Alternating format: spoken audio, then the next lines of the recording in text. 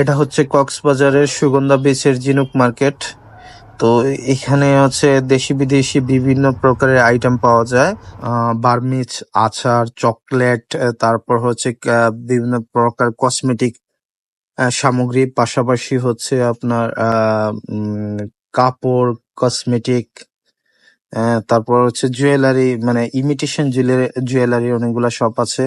পাশাপাশি এরা এখানে বলে যে আদিবাসীদের অনেক পোশাকের অনেকগুলা দোকান আছে, তারা বলে যে এগুলো আদিবাসীদের। তো এখানে আসলে মানে বোঝা বড় মুশকিল যে কোনটা আসলে অরিজিনাল আর কোনটা ডুপ্লিকেট। এখানে বিভিন্ন প্রকারেরই প্রোডাক্ট পাওয়া যায়। যারা কেনাকাটা করবেন তারা আসলে চোখ কান খোলা রেখেই কেনাকাটা করবেন, এবং এরা কিন্তু অনেক বেশি দাম চায়। তো আপনাদের উচিত দরদাম ঠিক করে নেয়া।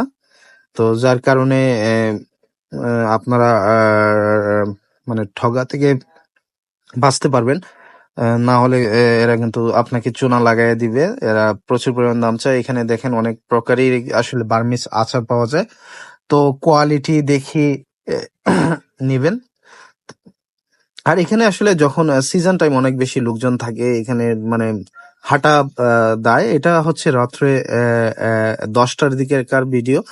তারপরও দেখেন কি পরিমাণ লোকজন ছিল এখানে। আসলে বিচে নামার জন্য স্যান্ডেল, তারপর হচ্ছে আপনার মাথার যে টুপি, এইগুলা পাওয়া যায়। তারপর বাচ্চাদের অনেক আইটেম পাওয়া যায়, খেলনা টেলনা।